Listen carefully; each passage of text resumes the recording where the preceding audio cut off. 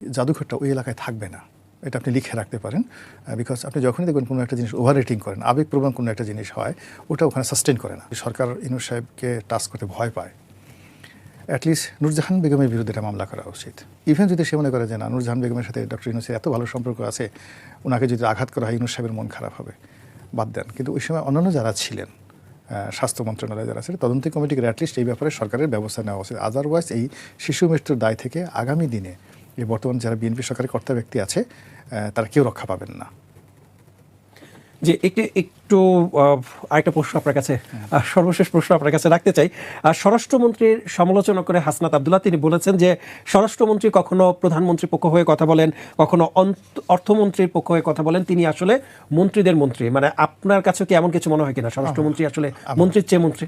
আমাকে তাই মনে হয়। আমার কাছে মনে হয় যে মানে জ্ঞান বুদ্ধি, আমি পজিটিভ বলতেছি, আমাদের মন্ত্রী পরিষদে যত মন্ত্রী আছে, সালাউদ্দিন সাহেবের সাথে এত সুন্দর মন্ত্রী নাই। ওনার চেহারা যেভাবে সুন্দর, লম্বা চোরা, দেখতে মনে হয় যে this man should be the president of United states of America. এই যোগ্যতার মানে এরকম ফিগার এভারেজে বাঙালির হয় না। দেখলেই আপনার মনে হয় যেন একটা চাঁদ, আকাশের পূর্ণিমার চাঁদ উঠে আছে, অসাধারণ। দুই নম্বর হলো তার যে এডুকেশন, তার যে লেখাপড়া, তার যে কথার ভঙ্গি, সেই ও কথা বললে, উনি কথা বললে না ওই পার্লামেন্টে সবাইকে বোকা হয়ে বা বেকুব হয়ে থাকতে হয়। এত সুন্দর করে উনি কথাবার্তা বলেন। তো ওই কথাবার্তা বলার পরে জ্ঞান এমন একটা জিনিস, এটা আগুনের মতো। আপনার সামনে ধরেন কেউ একটা মিথ্যা কথা বলছে বা কেউ একটা ভুল তথ্য বলছে, একটা জ্ঞানী লোক কিন্তু চুপ থাকে। রনি ভাই, আপনি তো অনেক সুন্দর করে কথা বলেন।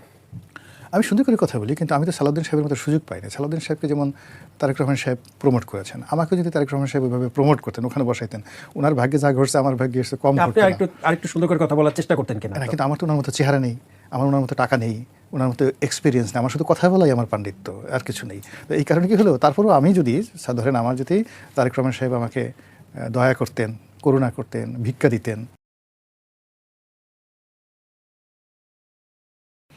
তা আমি যদি সংসদে একটা বড় মন্ত্র হইতাম, তা আমি যদি আমার নেতাকে খুশি করার জন্য এভাবে পুতু করে কথা বলতাম, সব মানুষ বলতো এই রনিরে ধরো, রনি খারাপ, সিরিয়াস অবস্থা খারাপ।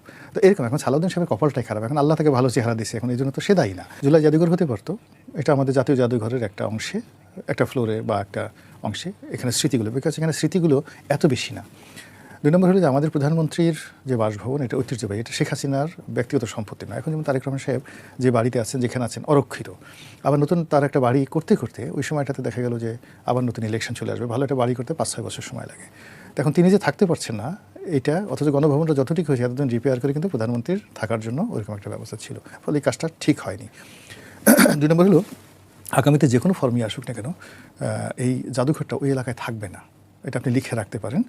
বিকজ আপনি যখনই দেখবেন কোনো একটা জিনিস ওভার রেটিং করেন, আবেগপ্রবণ কোনো একটা জিনিস হয়,